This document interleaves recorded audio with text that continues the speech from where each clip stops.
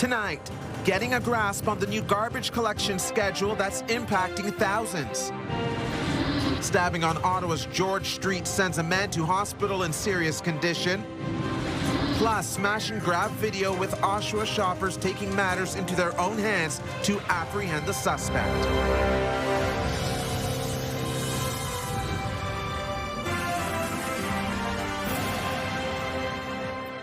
Good evening. Many Ottawa residents may have returned home to find the trash still at the curb where they left it. Thousands are subject to a new garbage and recycling schedule. And as CTV's Leah Larocque found out, there appears to be an entire neighborhood that didn't realize or simply forgot. Take a drive down Montfort Street in Vanier and you'd swear it's garbage day. But it isn't. No, it's not garbage day. Alexandra Wishart says many of her neighbors didn't get the message that garbage day is changing from Mondays to Wednesdays. Honestly, I'm on the Vanier neighbors group on Facebook, and it's been 12,000 people asking, is it garbage day? What's garbage? What are we supposed to be putting out? A new citywide collection contract is now in effect, changing pickup days for about half of all Ottawa households. Oh, you mean the actual day? No, I didn't know that.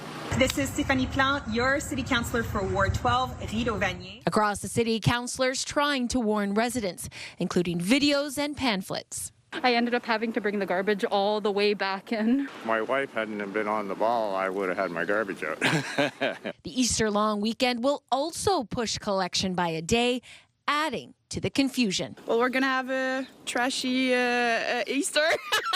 The new garbage schedule kicked in today across the city, which means that there are a lot of residents waking up to Monday being their new garbage day and having to remember to put the trash to the curb. In the Golden Triangle, it's now garbage day for residents like Chris Moore. I've lived in this neighborhood since 1981, and it's always been Wednesday morning. This is the first time I've done this on a Monday morning. So far, so good. All the people in this community here are having their stuff perfect positioning at the curb, makes it easier for it to collect garbage. To help, the city is temporarily allowing residents to put out extra garbage, up to 6 items, on collection day. Nobody's really comfortable with change, so they've got to deal with that. But once we get through the transition, it's still going to be like regular, garbage one week, recycling the next kind of thing. Leah Larocque, CTV News. Our digital team has you covered with helping to provide clarity on this issue and the changes. Just visit our website, ctvnewsottawa.ca. Here's a live look through our Centennial Glass Skycam, and hopefully you enjoyed today's high that got above the mid-teens. Right now, back down to single digits, it's 8 degrees, and as Jackie Paris is about to tell us, there are colder and snowier days ahead to help kick off a new month. Jackie. Well, we're anticipating 2 rounds of rain mixed in with the freezing rain moving through the province, including here in Ottawa. This will start at 4 a.m. and move through around 7 a.m. This could affect your commute, so allow for some extra time when you're traveling out and about. The second round will be coming around Tuesday evening, just past 7 p.m. It will be more rain than the freezing rain moving through, but parts of eastern Ontario could see a risk of thunderstorms moving through. As we get closer to 9 p.m., there is a slight chance that as temperatures drop, we could see some freezing rain moving through as well. A closer look at temperatures. We're only getting to a daytime high of 2 degrees, so much of our Tuesday will be hovering around the freezing mark. We'll get a closer look at your long-term forecast in just a bit. Thank you, Jackie. New tonight, Ottawa police responding to a downtown stabbing on George Street. The scene on George Street between Dalhousie and Cumberland was short-lived, with police clearing the area quickly. But paramedics confirmed the man was taken to hospital with serious injuries and that he is expected to survive. Police say the call came in around 7 p.m. So far, no word on charges or an arrest. Turning to a different Ontario city briefly, where shoppers were not messing around when it came to fighting crime. A smash-and-grab robbery at an Oshawa mall had shoppers jumping into action to try and help take down the armed suspects. And the entire incident was caught on camera. Here's CTV's Allison Hurst. Security comes running into a jewelry store as a suspect takes off using bear spray and flees down the hall of the Oshawa Centre. A couple of them are grabbed in the hallway, one by a shopper who held him in a chokehold. Both were then held on the ground by shoppers and mall security until Durham Regional Police arrived. Fortunate that these civilians stepped in and assisted. we're more fortunate that nobody was harmed, because ultimately we don't know what suspects have in their possessions, what weapons they may have with them. Police say 4 suspects attempted to rob the jewelry store, and 2 of them got out and into an awaiting getaway car. They got out and started running, though, after a minor collision at Stevenson Road North and King Street West. It attempted to actually flee police officers. I mounted a curb. I was involved in a minor collision with civilian vehicles. Nobody was injured in that collision, fortunately, but those suspects then fled that vehicle. Police, along with its K9 unit, caught and arrested them. Police say there were minor injuries due to the bear spray inside the mall, something that continued to impact workers today. I started coughing. I had to go outside to get some fresh air. She had to wear a mask to get through her shift, but news of the attempted theft didn't rattle her. We hear of robberies a lot, so we're kind of immune to it. 3 adults are now facing several charges, including robbery, possession of property obtained by crime over $5,000, and conspiracy to commit an offense. One of them also faces a possession of a prohibited weapon charge. 2 teenagers, 15 and 17 years old, are also facing similar charges. It's an unfortunate series of circumstances that these things keep occurring, especially, in our malls, more specifically the Oshawa Centre. This has happened time and time again. We are doing everything in our power to speak with government officials and work on those relationships to see what we can do to make it so these things don't occur again. All were held for a bail hearing. Allison Hurst, CTV News. Now to one of the country's most well-known cold cases and its ties to Eastern Ontario. Today, the man charged in the death of a woman who for decades was known as the Nation River Lady appeared in court. And though it took nearly 5 decades to identify the alleged killer, a judge finds he isn't fit to stand trial. CTV's Katie Griffin has the latest. The family of Jewel Parchman Langford arriving at the Lorneal courthouse, where the man charged with her murder more than 50 years ago appeared virtually for the first day of a fitness hearing. Langford, a 48-year-old businesswoman from Tennessee, was last seen in Montreal in April 1975. In May of that year, a farmer near Castleman found a woman's body in the Nation River, but a link wasn't made. Hopefully these people will come forward to call the OPP. Despite efforts by police to identify the body, including sketches and a 3D facial reconstruction, the woman went unidentified for decades, known simply as the Nation River Lady. In 2019, the OPP teamed up with the DNA Doe Project, a volunteer group in the United States. Using a DNA sample provided by police, they searched for potential family members who uploaded their own genetic profiles to a database and were able to make an ID. Police then worked with multiple agencies to find her alleged killer. Rodney Nichols was 81 years old and living in Florida when he was charged in 2023. His lawyer says he has dementia. Both the Crown and defense are jointly recommending the judge find Nichols not fit to stand trial. Katie Griffin, CTV News, Lorneal. Eligible public servants can now apply to retire early, but there are concerns about whether the Phoenix pay system backlog could impact employees' pensions. CTV's Austin Lee explains. Early retirement incentives came at the right time for Stefan Turcotte. For me, I was planning to retire anyway, so it just, in terms of, because there's a transition support measure and the severance pay, so that's going to help. After more than 30 years in the public sector, he's looking forward to having more free time and an unexpected boost to his retirement package. Well, it's great. Going to be a change, of course, on my daily routine. Looking forward to it. In December, roughly 68,000 notices went out to workers who could be eligible for early retirement. And while some are excited, the National Association of Federal Retirees is cautious. The public servant that will retire, they won't have the support of the union anymore. So who's going to support them? The Phoenix pay system remains a pain point for many, with more than 215,000 paid transactions still in backlog. There are concerns that for potential retirees with existing issues on Phoenix, pension calculations could be impacted. The government will have to be extremely vigilant about this. But some workers who are told they may be affected by workforce adjustments say the early retirement and voluntary departure options are easing their stress. I think a surprising amount of numbers volunteered. So thankfully, a lot of us are rescinded status for the affected status. So I think some of the tension has eased a little bit. Austin Lee, CTV News. Upset tonight as new paid parking rules take effect at one of the most popular parking garages here in the Byron Market. A 3-hour limit pay and display system came into effect today at the parking garage at 70 Clarence Street. It's usually full on Monday mornings, but our crew found the garage emptier than usual today. Many drivers say they do not agree with the new time limit and higher rate. I have to move my car every 3 hours now. Well, it's pretty expensive, so I think I'm just probably going to find another parking where it's less expensive for me to enjoy the whole day in the market. I just paid just $7, maybe $6.50 for less than an hour, so it doesn't make any sense for me. The city says the change is meant to encourage higher turnover and increase the availability of short-term parking. The lot has space for 290 vehicles and 6 accessible parking spots. Meanwhile, a raging debate over a proposed plan to implement bus-only lanes on a section of Bank Street in the Glebe is still happening, even though a committee passed the plans to run a pilot. Transit users are in favor of the idea, but businesses say the removal of parking spaces could be devastating. The pilot will create some 3-hour and some permanent bus-only lanes on sections of Bank Street between Highway 417 and the Rideau Canal. CTV's Kimberly Johnson has details.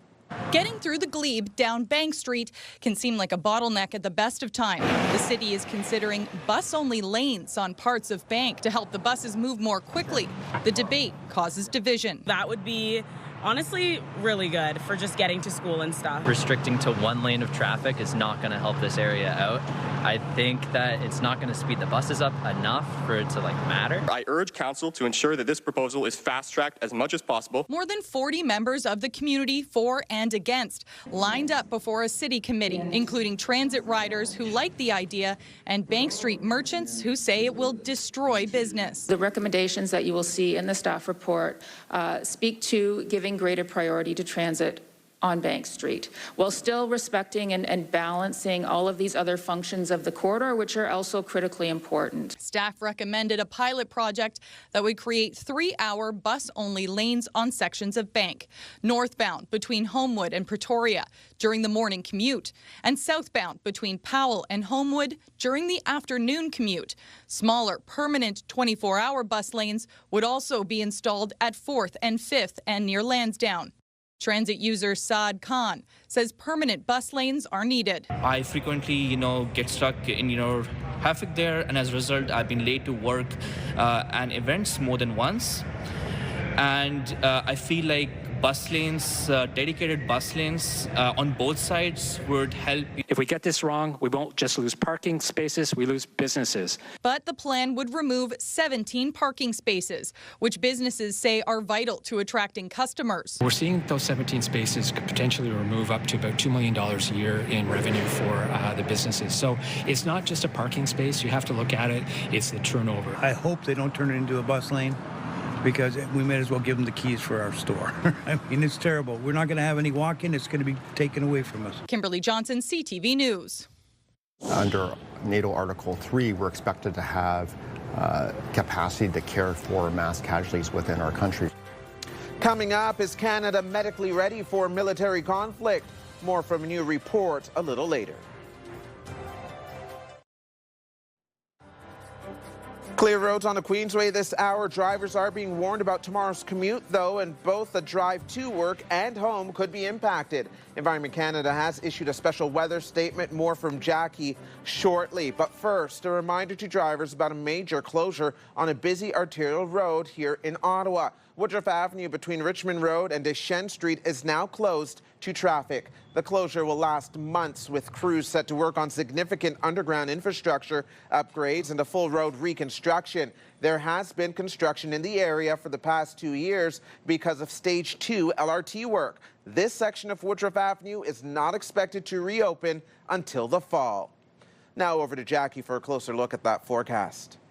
Well, if you enjoyed the double-digit temperatures that we saw today, this evening won't be that cold either. Overnight, it's going to be about 6 degrees. There is a slight chance that parts of the region could see some showers moving through. Temperatures will likely drop in the early hours of Tuesday around 6, 7 a.m. We're only getting to a daytime high of 2 degrees. And a reminder, a special weather statement is in effect for tomorrow, where we could see between 20 to 40 millimeters of rain. And then when we look at the lows for our evening into Tuesday. Well, the 0 freezing mark, that's actually going to be around 8 o'clock tomorrow morning. So -2 in Pembroke, Kingston around 6 degrees. And again, Gatineau and Kemptville sitting around the freezing mark. Tomorrow's at daytime highs. We're not going to be much of a change, especially here in Ottawa. About 2 degrees, Cornwall sitting around 1, Kingston, a daytime high 9 degrees, Trenton 11. So there will likely be more rainfall along the Seaway as opposed to here in Ottawa and Pembroke, where we could likely see more freezing rain, and maybe further north we could see some light flurries moving through as well. So this is a closer look at the round 2 of the rain moving through in the evening of Tuesday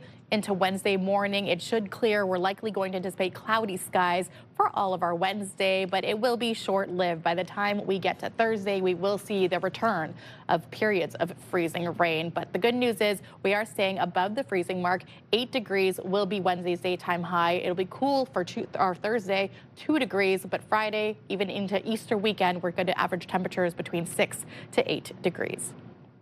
When you are recording and it goes to the cloud, but you don't have a subscription, the recording is not saved. Coming up, investing in doorbell cameras. Many homeowners like the idea, hoping it helps to prevent porch piracy and break-ins. But should you be concerned about where footage is being stored?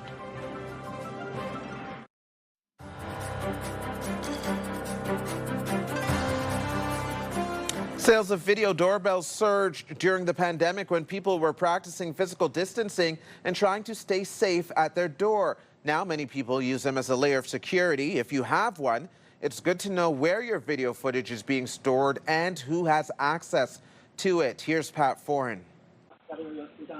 Whether you're on the lookout for porch pirates, wild animals, or car thieves, a video doorbell can come in handy. They've been around for years, but some of us might not realize how they work behind the scenes. Most video doorbells capture footage from wherever they're mounted and send it to manufacturers' cloud-based servers. And in most cases, you need a monthly subscription to save and access those recordings. Usually with most cameras, when you are recording and it goes to the cloud, but you don't have a subscription, the recording is not saved. It might temporarily get stored on the server, but it is eventually deleted. In rare situations, companies can still recover footage scheduled for deletion, which may have happened in the Nancy Guthrie case, but that process can take a lot of time and effort and isn't something you should rely on. Many consumers prefer cloud storage because it's convenient and offers extra features. Others prefer cameras that store footage locally to keep their videos as private and secure as possible. Most cameras with local storage use a micro SD card inside the camera. Researchers also suggest another option for local storage. The safest thing to do is get a model that has a separate hub or base station that the micro SD card goes into, and you can place that somewhere, else in your house that's far away from the camera. Local storage usually means no monthly subscription fees and more control over your video because police would have to come directly to you for the footage rather than go to the manufacturer. Those are two reasons why some homeowners are moving away from cloud storage cameras. If I were to do this all over again, I absolutely would go with cameras that use local storage. These doorbells and cameras with both local and cloud storage options did well in Consumer Reports tests. When it comes to your family's safety, now can I ring the doorbell? Where your footage is saved could make all the difference.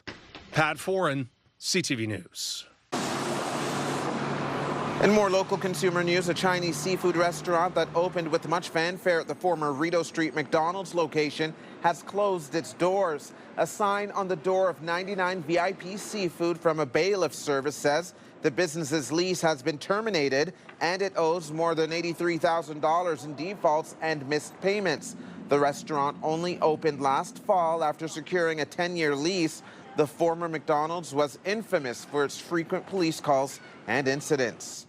Also, Ottawa drivers may soon have a little longer to pay the early payment fine for parking tickets. City staff recommend extending the early payment window from 7 to 15 days. Councillors will debate the measure at a city committee next week. If people come in with heart disease, they'll know that they need to also think about and manage their mental health. Coming up, how the Ottawa Heart Institute could be changing treatment plans for all Canadians.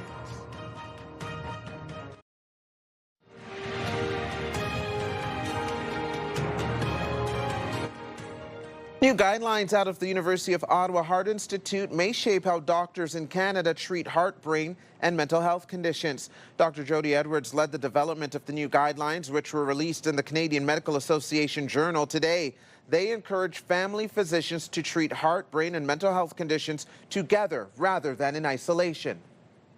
So if someone comes in with some flutter in their heart, it could be something called atrial fibrillation, and that's the most common cardiac cause of stroke. So now the primary care provider will know to screen for stroke risk in the context of the heart disease. The guidelines create a holistic approach to managing disease and include a shift toward treating the whole person, not just the disease. In other health news, a new article in the Canadian Medical Association Journal looks at Canada's medical preparedness for military conflict overseas. CTV's Pauline Chan has that story. It's a grim prospect St. Mike's trauma surgeon Dr. Andrew Beckett is examining: mass Canadian casualties from an overseas military conflict. Under NATO Article 3, we're expected to have capacity to care for mass casualties within our country. During World War II, Canada had 13,000 military hospital beds to care for personnel hurt overseas, but we haven't had military hospitals since 1994. Now military patients are seen in civilian hospitals. These would place a tremendous burden on the provincial healthcare systems, which we know are always tight for beds. And there can be differences between military and civilian cases. There's a lot more penetrating injury, meaning that the skin is broken with a lot more tissue damage from rifle bullets or artillery shells. So the wounds can be a lot dirtier because there's a lot more debris put into the wound, and so there's affections are a lot more predominant. Beckett, who has served as a surgeon with the armed forces for decades, says a first step should be establishing a national organizational structure to be able to respond to the emergency, and also to have defined responsibilities for healthcare needs of both military and civilian populations. Will we see a return of military hospitals? That's an excellent question. There's no current plans for that at this time, but we don't know what the challenges are going to be in the future and how we're going to have to respond. What I would like to see is us being able to provide the best level of care for both our citizens of Canada and as well as our military forces that may serve overseas. The article deals with overseas conflicts, but Dr. Beckett says this kind of preparation will also serve Canada for domestic catastrophes such as wildfires and natural disasters. Pauline Chan, CTV News.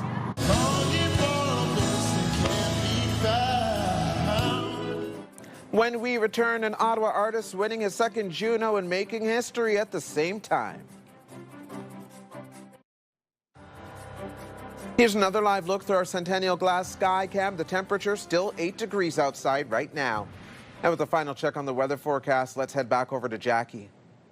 And a reminder that a special weather statement is in effect for here in Ottawa, where we could see freezing rain in addition to the periods of rain. So waking up, don't be surprised. Bring the umbrella out and allow for extra travel time as well. 1 degree is what we're starting off with. Not much of a change for our daytime high. 2 degrees for our Tuesday. 20 to 40 millimeters of rainfall is anticipated. By the time we get to Wednesday, though, bit of a break. Cloudy skies, 8 degrees the daytime high. Let's fast forward to our Easter weekend. 6 degrees for our Friday. Chance of showers moving through, but for Saturday and Sunday, we're anticipating a daytime high of 8 degrees.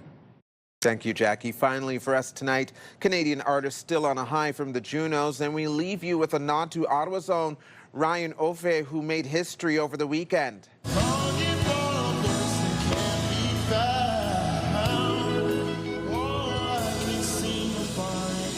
The Christian gospel artist who calls the nation's capital home was awarded his second Juno. He is the first in the category to win back-to-back for Album of the Year in this genre of music. In 2025, he won for his debut album titled Restore, and this year he won for a new album called Jubilation. This is his performance from the Juno Gala, where he sang No Love Lost. Congratulations, Ryan.